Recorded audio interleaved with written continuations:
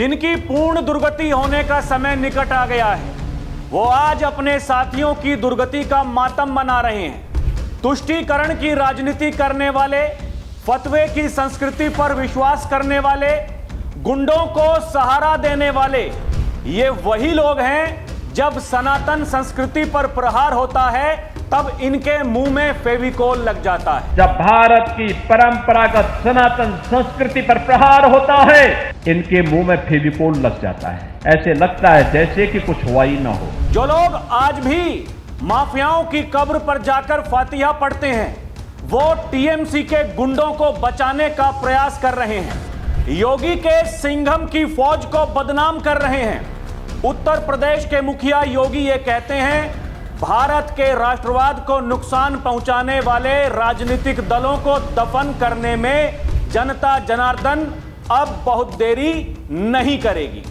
बंगाल की जनता ने उसका संदेश दे दिया है। आगे आगे देखिए होता है क्या। जनता जनार्दन भारत के राष्ट्रवाद को नुकसान पहुंचाने वाले राजनीतिक दलों को दफन करने में भी बहुत देर नहीं लगाएगी। चुनाव परिणामों ने इस बात का स्पष्ट संकेत किया है।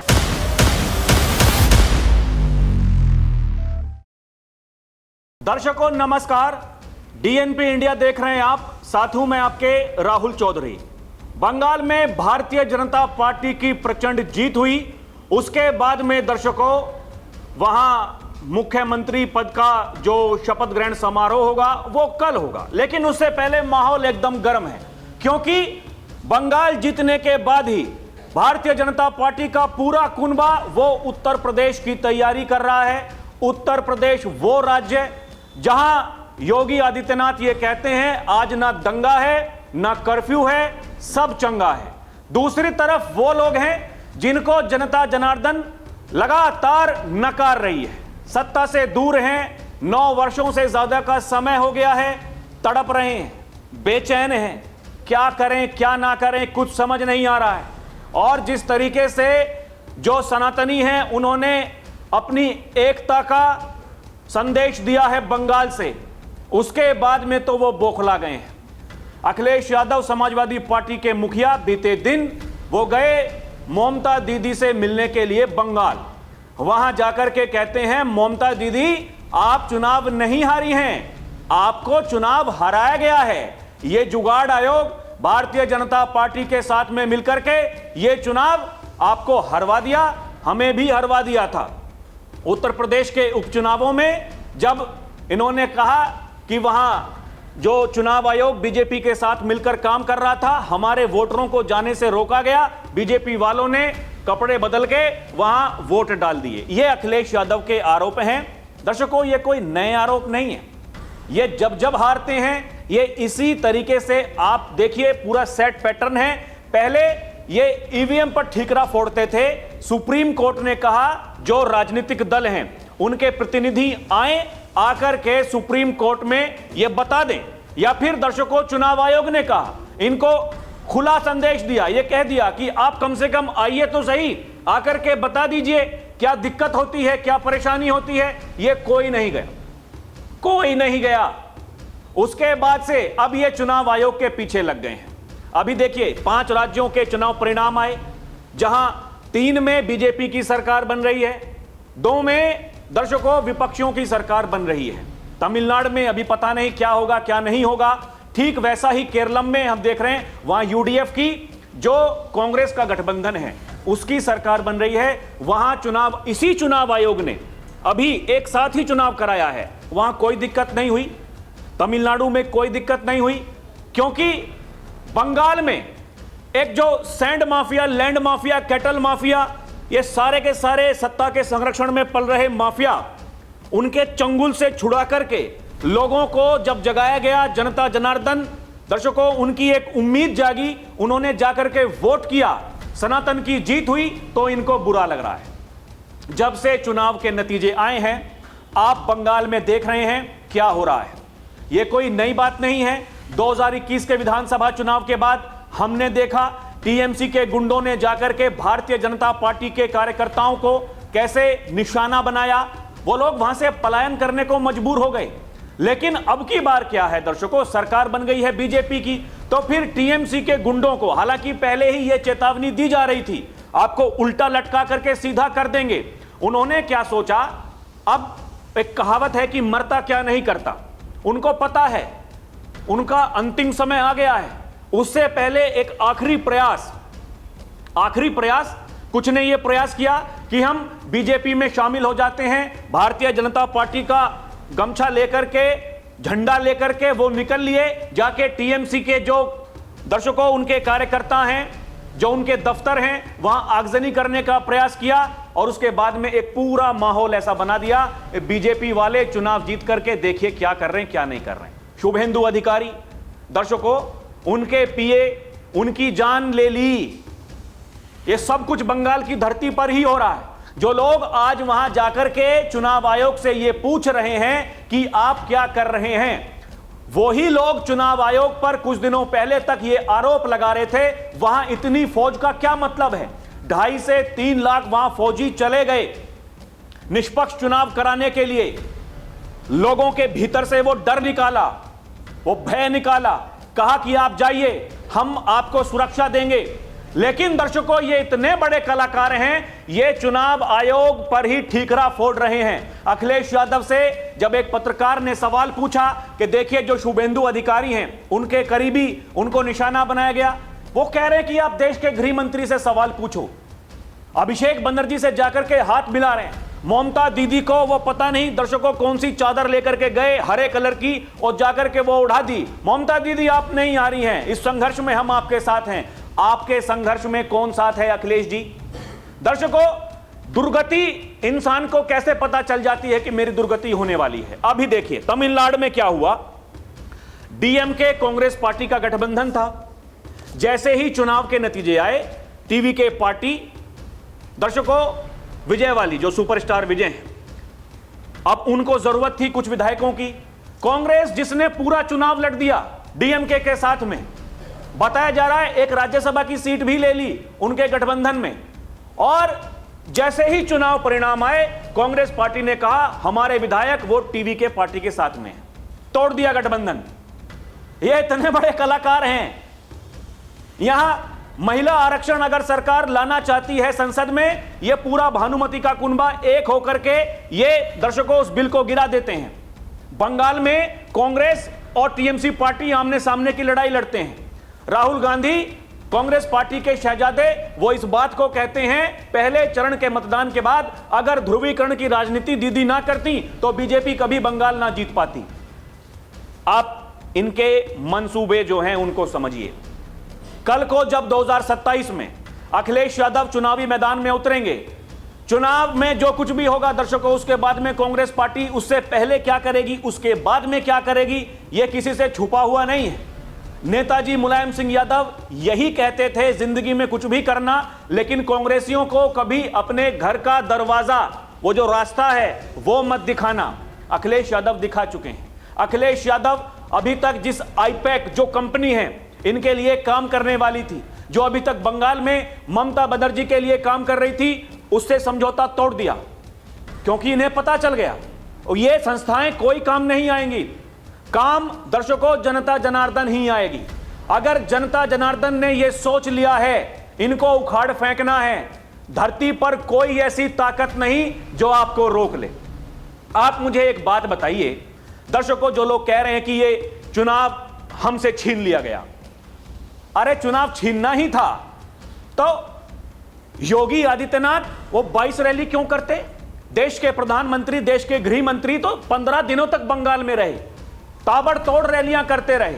जहां जहां जिस उम्मीदवार ने कहा अमित शाह जी आपकी रैली की जरूरत है, अमित शाह ने वहां जाकर के उसके लिए चुनाव प्रचार कर दिया। जहां जहां जिस उम्मीदवार ने कहा देश के प्रधानमंत्री नरेंद्र मोदी को यहां बुलाना पड़ेगा, प्रधानमंत्री मोदी ने जाकर के वहां चुनाव प्रचार कर दिया। जहां जहां यह लगा कि वहां के लोगों को जगाना है, हिंदुत्व की बात करनी है, सनातन की बात करनी है, योगी आदित्यनाथ को बुलाया गया, योगी ने जाकर के वहां अपना काम कर दिया। अगर सब कुछ सेट था, ये तो कोई दर्शकों छोटा बच्चा होगा वो भी इस बात को पहचान लेगा। मेरा बच्चा वो 4th क्लास में पढ़ता है, वो कह रहा है कि पापा ये क्या हो रहा है। अरे पापा क्या बताए, ये तो विपक्ष वाले जो इनकी बुद्धि है ये बताएंगे दर्शकों। आप बताइए ना, जब सब कुछ सेट है, सब कुछ सेट है, ईवीएम सेट है, चुनाव आयोग सेट है, ये इतना खर्चा करने की जरूरत ही क्या है? वहां रैलियां करने की जरूरत ही क्या है? क्या ये अखिलेश यादव को समझ में नहीं आ रहा है? अखिलेश यादव उपचुनाव में जब हारे, दर्शकों आप समझिए ना, योगी आदित्यनाथ ने हर विधानसभा पर, 10 विधानसभाओं पर उपचुनाव हुआ था, योगी आदित्यनाथ ने 3 बार जाकर के चुनाव प्रचार किया। 10 में से 8 सीटें बीजेपी ने जीत ली। वो जो गढ़ माना जाता था समाजवादी पार्टी का, वो भी जीत लिया। इनको यह लगता है कि 2024 के लोकसभा चुनाव में जो इन्होंने नैरेटिव चलाया, संविधान बचेगा नहीं, आरक्षण खत्म हो जाएगा, खटाखट खटाखट खटाखट पैसे देंगे 8,500 रुपए हर महीना, इनको लगा देश की जनता को मूर्ख बनाएंगे, वो मूर्ख बनते रहेंगे। उसके बाद में आप देखिए ना, जहां सबसे ज्यादा नुकसान हुआ, महाराष्ट्र में बीजेपी ने सरकार बना ली, एनडीए की सरकार है। बंगाल में नुकसान हुआ, एनडीए की सरकार है। दिल्ली में तो खैर लोकसभा में फायदा ही हुआ था, दिल्ली में सरकार बन गई, हरियाणा में सरकार बन गई। क्या चाहिए? यही जो जनता जनार्दन का आशीर्वाद है, वो जिसके साथ में है, लोकतंत्र में उसकी जीत होती है। यही योगी आदित्यनाथ से जब पूछा जाता है, वो इसी बात को कहते हैं। दर्शकों, जब उनसे कोई पत्रकार यह पूछता है कि आपको 9 वर्ष हो गए महाराज जी, आपकी सबसे बड़ी उपलब्धि क्या है, वो कहते हैं लोकतंत्र में जनता जनार्दन जिसके साथ में है, जिसके पास में है, उसका आशीर्वाद है, उसको कोई हराने वाला है नहीं। कल फिर योगी आदित्यनाथ ने, दर्शकों, सहारनपुर में बड़ी बात कही है। योगी आदित्यनाथ ने कहा, जब आप सरकार में हो, आपके जनप्रतिनिधि कुछ काम करते नहीं हैं, निठल्ले हैं, निकम्मे हैं, कोई काम करने को तैयार नहीं, तो जनता जनार्दन आपकी दुर्गति तय कर देगी। अगर आपको सत्ता में वापस लौटना है तो आपको काम करने होंगे।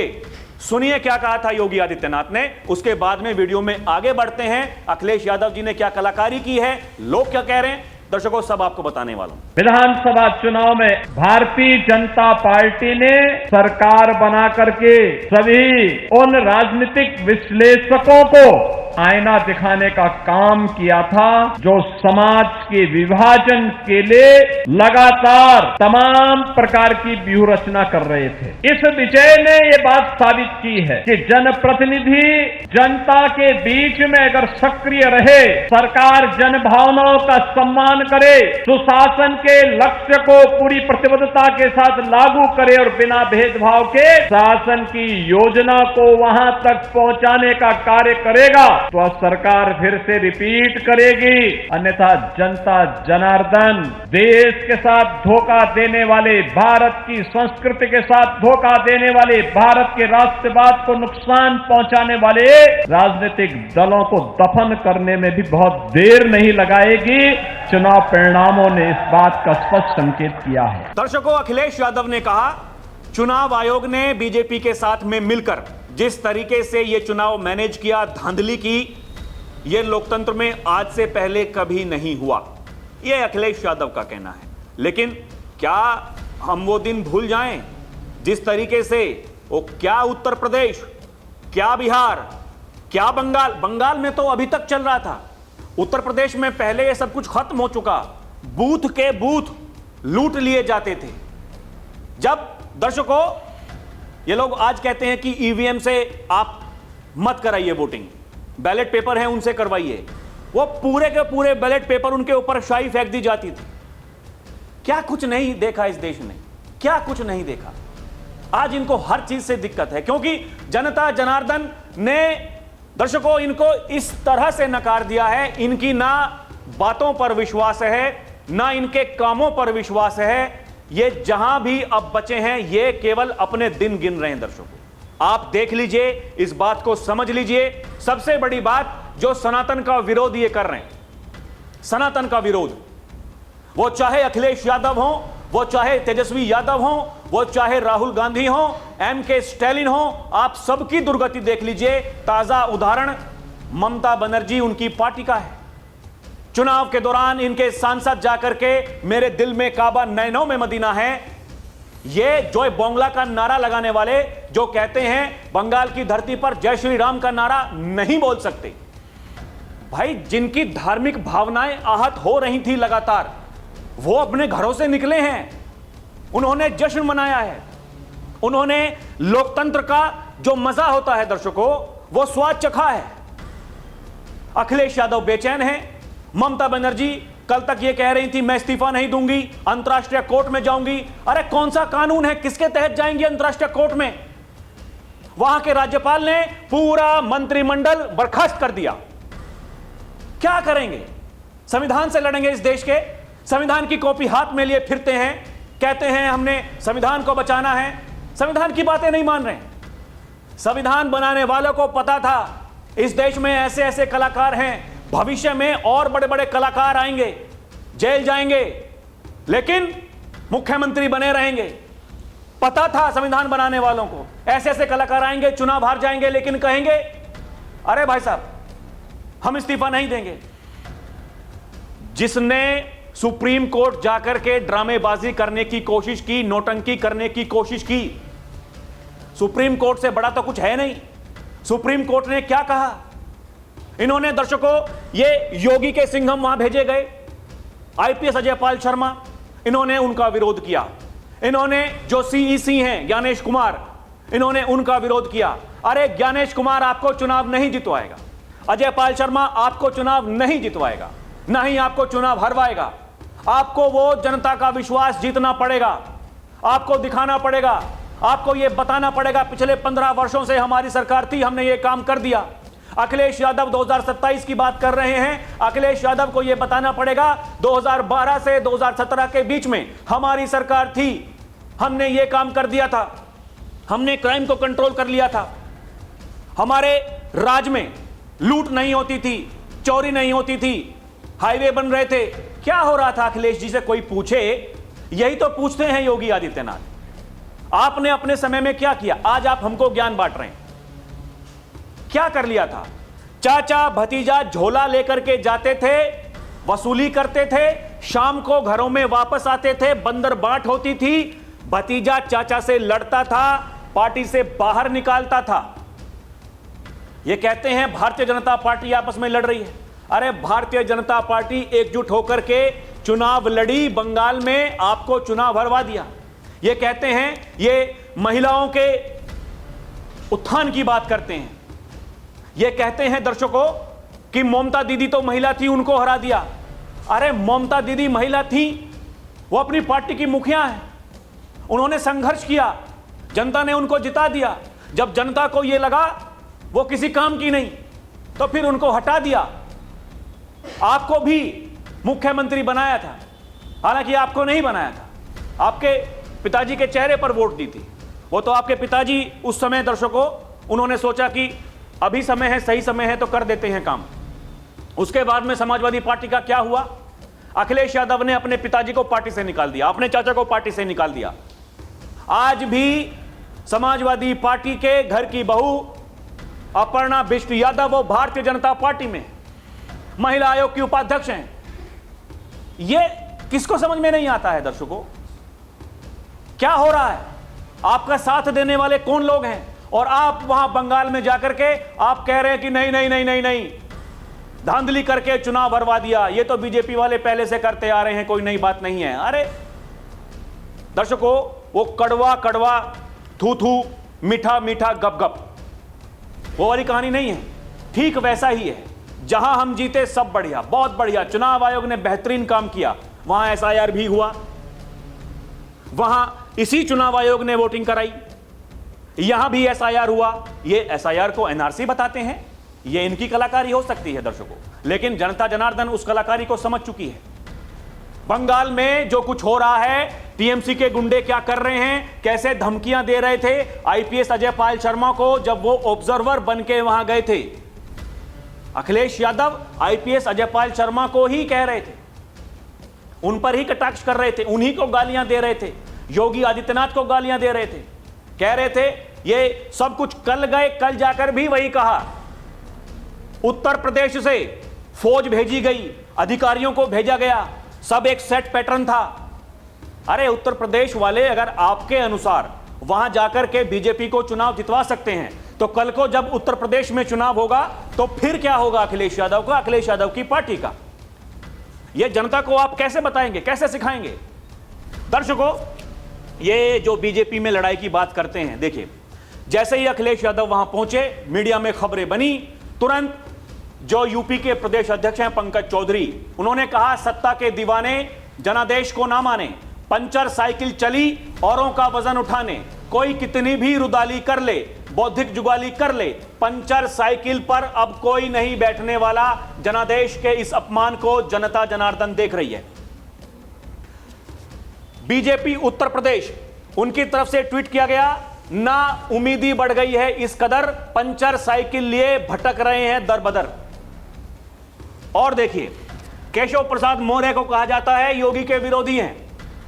यहां सबसे पहले एक बात तो क्लियर है, 2027 का विधानसभा चुनाव योगी आदित्यनाथ के चेहरे पर लड़ा जाएगा, जैसे हाल फिलहाल अभी असम में हिमंता बिस्वा शर्मा के चेहरे पर वहां चुनाव लड़ा गया था।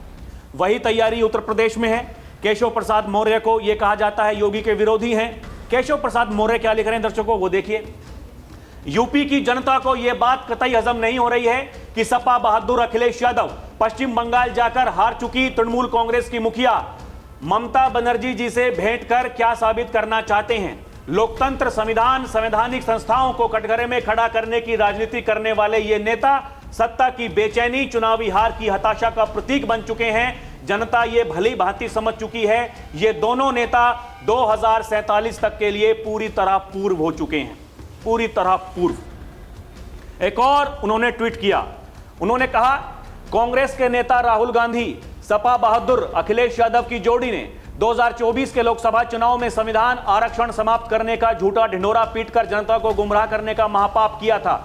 यदि यह दुष्प्रचार नहीं किया गया होता तो उत्तर प्रदेश में दोनों दलों का खाता भी बमुश्किल ही खुल पाता, लेकिन अब दोनों की पोल खुल चुकी है। 2027 के विधानसभा चुनाव में उत्तर प्रदेश की जनता इन दोनों का असली चेहरा पूरी तरह बेनकाब कर देगी और प्रदेश कांग्रेस सपा मुक्त होगा। वो कह रहे हैं मुक्त हो जाएगा। वही योगी आदित्यनाथ लगातार बंगाल में जाकर के उन्होंने कहा, कल भी उन्होंने यही कहा दर्शकों, कल वो सहारनपुर के देवबंद में थे, वहां जाकर के ये कहा कि यहां कुछ आतंकी बनने की कोशिश कर रहे हैं, हमने एटीएस की स्थापना वहां कर दी है। अभी कुछ दिनों पहले संभल में एटीएस की स्थापना हुई थी, वहां के सांसद को बुरा लग रहा था। कौन है वहां का सांसद? समाजवादी पार्टी का है।